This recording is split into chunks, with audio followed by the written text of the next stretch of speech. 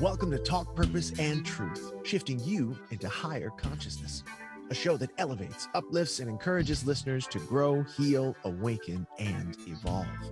Eden and Kim include bold topics, interviews with inspiring guests, experts, and celebrities, intuitive readings, channeled messages, mental health awareness, and hot topics to expand your awareness. Tune in for unprecedented truth, authenticity, on-purpose discussions, and magical moments. So this is David Richman, and he's an entrepreneur, speaker, author, athlete, and philanthropist. He is here to talk about his book, which is Cycle of Lives. And in the book, David explores 15 people's emotional journeys with cancer, caregivers, patients, loved ones, doctors, etc., and the various traumas in their lives that affected their experience.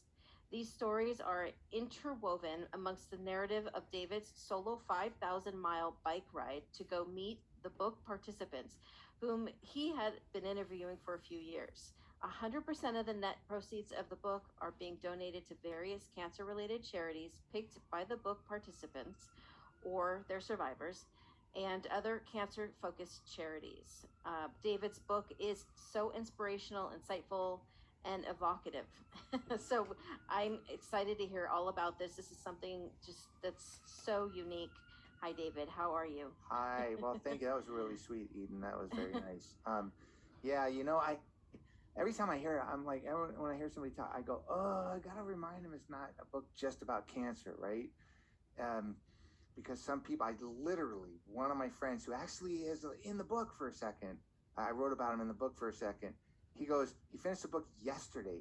He listened to it on Audible and he called me up and he's like, dude, you didn't tell me like some of these stories were going to make me feel good and it was going to be like inspirational or whatever. He said, I have been not wanting to listen to this thing because I don't want to be all depressed and sad and brought down. I'm like, no, it's not that. So just because it's a book about cancer and people that, dealt with cancer, survivors, loved ones, whatever, doesn't mean that it's a heavy, depressing book. It's actually pretty inspirational. Yeah. That's really, yeah, that's nice. It's very unique and extraordinary for sure. I've never heard anything like this. And could you tell us more about the story behind your book and the dedication to your sister and how all that started? Yeah, sure, Kim. Thanks. So what happened was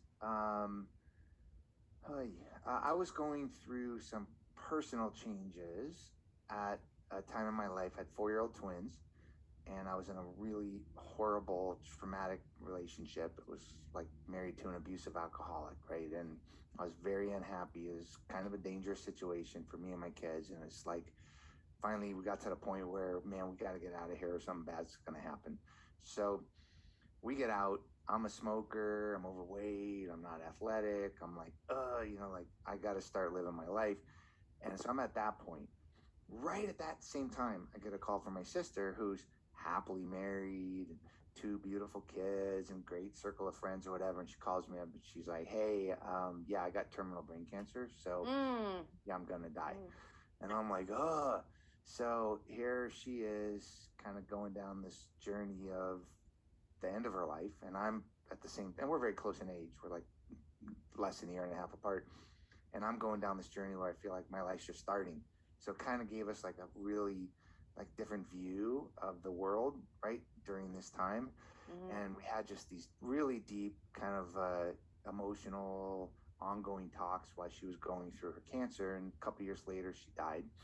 And I was kind of watching people as I did events that raised money for the cancer center that took care of her. I noticed that people were really, really good about talking to each other about like the tasks around their cancer or whatever, right? How do I get my kids watched? Why I need to take time off of work?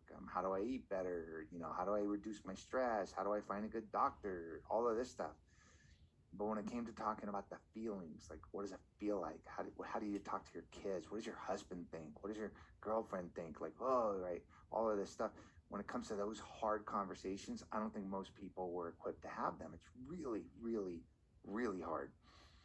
And as I got further into it, I said, man, I wonder if that's just me thinking it's that way or if it's really that way. And like for the next couple of years, every single person I spoke to that was dealing with cancer survivor, loved one, patient, doctor, whatever, was like, yeah, the emotional side of it's just, no, I don't like to talk about it. And I said, there's an idea for a book. Yeah, well, okay, so I guess in addition to that, how did you even get these participants, to open up, to become vulnerable and talk to you? Yeah, so imagine if like, did you ever hear of that book, like Faces of New York? Or remember they used to have that book series way back in the day, it was like A Day in the Life of America or something like that. You want to see like what's representative of a day, right? Or you want to see what's representative of a city. I said, I want to see what's representative of the emotional trauma of cancer. And in order to do that, I had to get like people with different ages, people that had cancer 5 times, or people that were just afraid of getting cancer.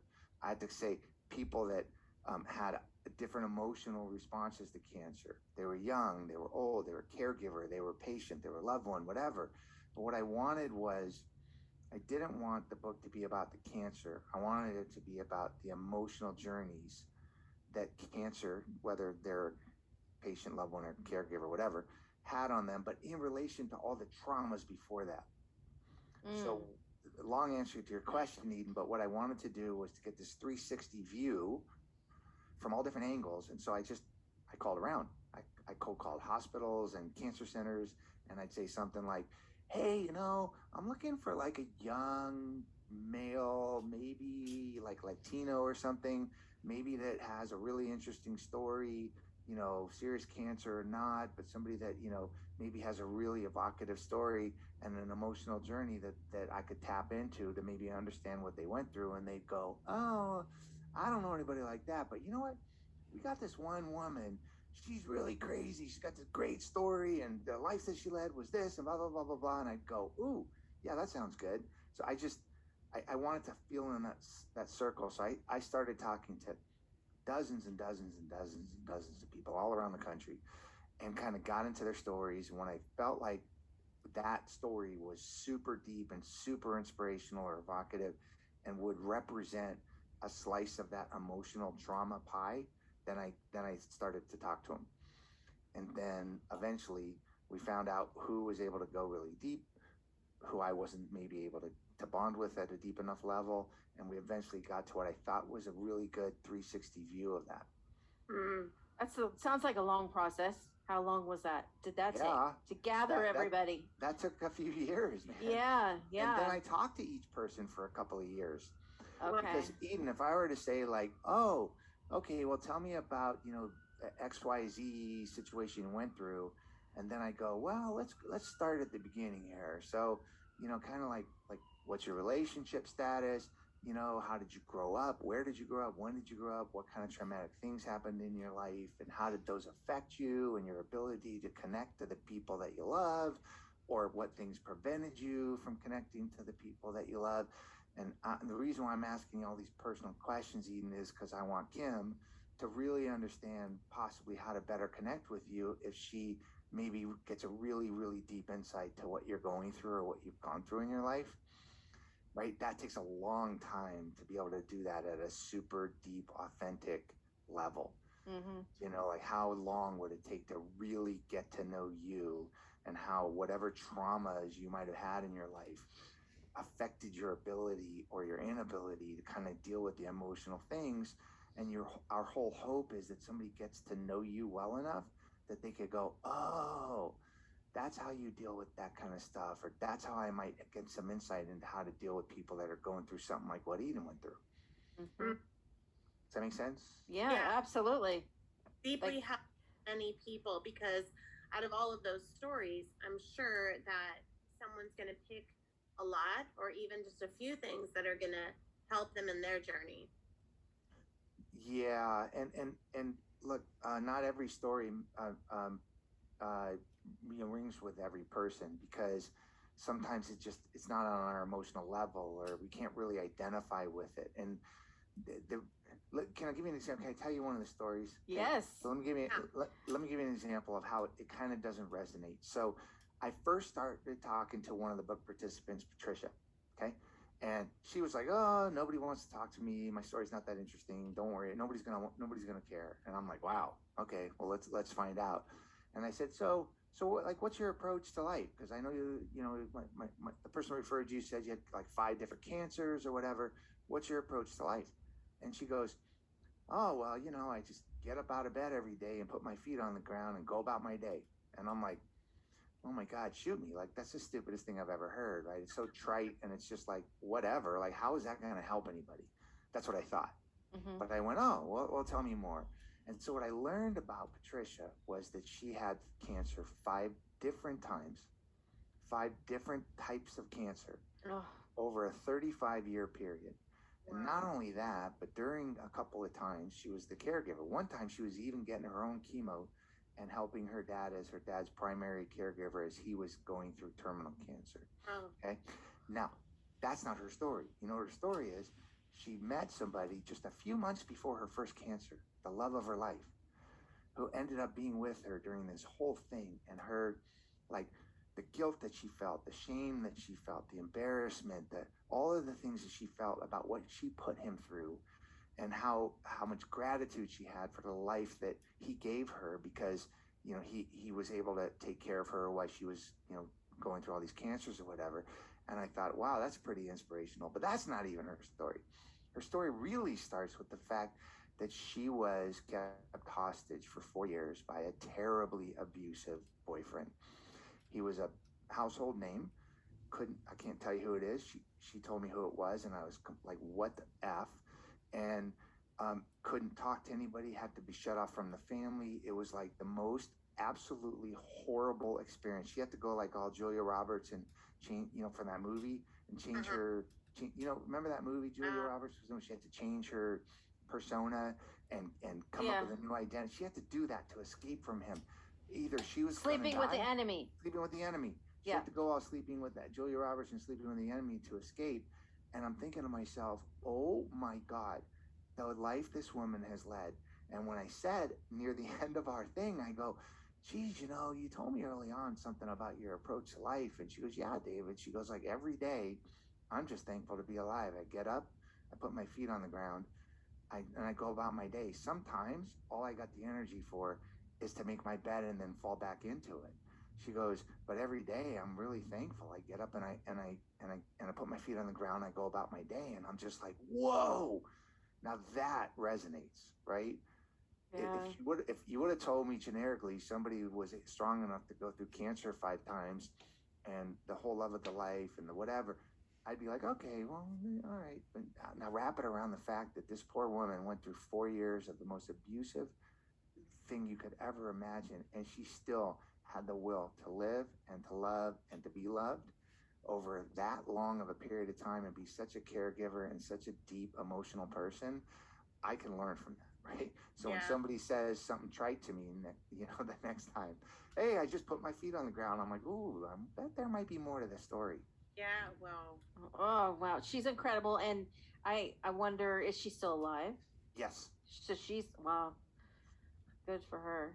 That's beautiful. Yeah, she's still alive. She does say if she ever gets cancer again, like literally, there's nothing to cut out. She can't do any more chemo. She can't have any more radiation. It'll take her. But can you imagine just like what she's gone through, and has such a positive attitude that she's just like, "Hey man, I'm just happy to be alive every day." Well, good for her. Just that story alone sounds like a movie. So I know, right? That's beautiful and amazing. Yeah, it's interesting. Wow. We had someone on our show about 4 months ago, Peyton Lynch, and she wrote a book, not the same as yours, but it reminds me a little bit because she interviewed children of 9/11 were killed in 9/11, and I think it was about like 15 or 20 different children. And that was powerful in itself as well. So this is something that is, like you said, I think it's not talked about enough what the people go through.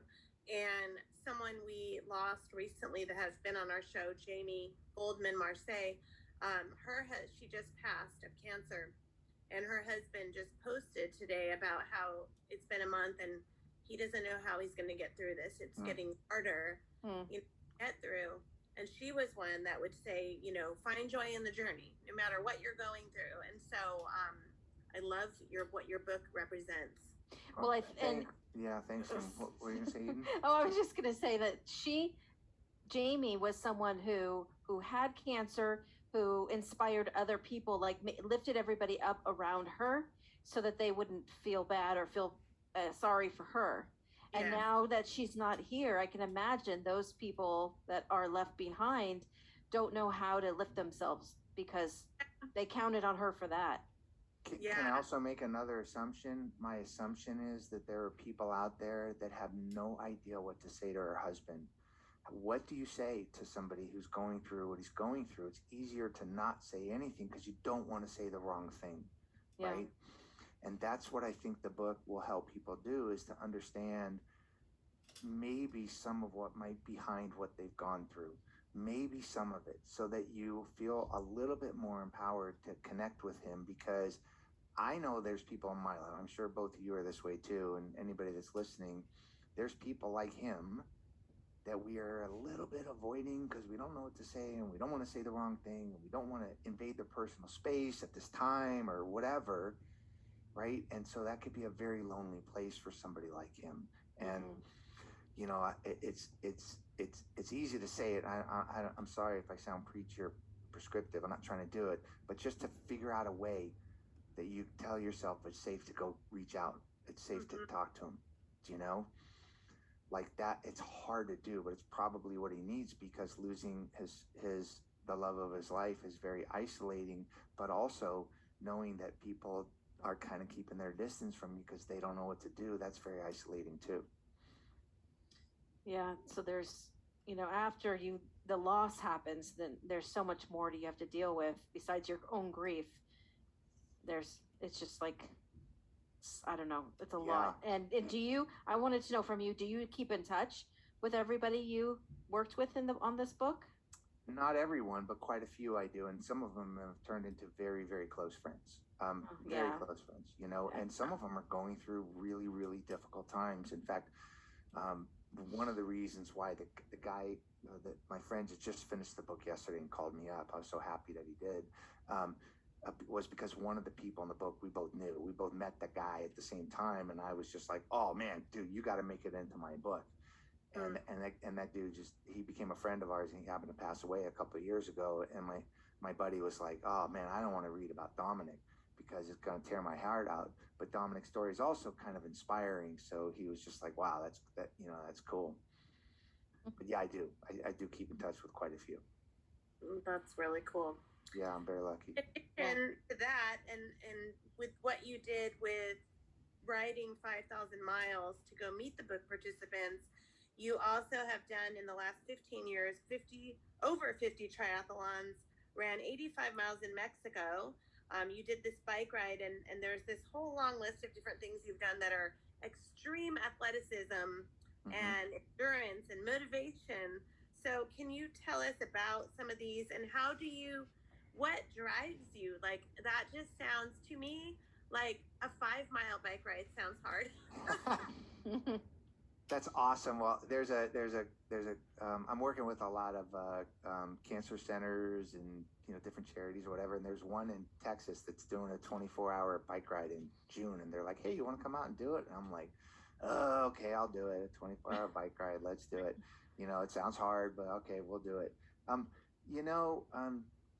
You guys are coaches, and you help people get from point A to point B, right? Sometimes point A to point B is being honest with yourself. Sometimes it's, being more expressive. Sometimes it's changing bad habits or whatever, right? There's things we need to do. For me, I wanted to get healthy, and I thought that doing things like running and biking, whatever, were going to be healthy for me. But I really found that starting to do like long distance stuff, endurance stuff, was really good for my mind, my emotions, my psychological well-being, my development, my ability to learn. I mean, it was really good for me on a lot of levels. So it's some people meditate, some people do yoga, some people write, some people drink wine, whatever the thing is that gives you a minute within your own head.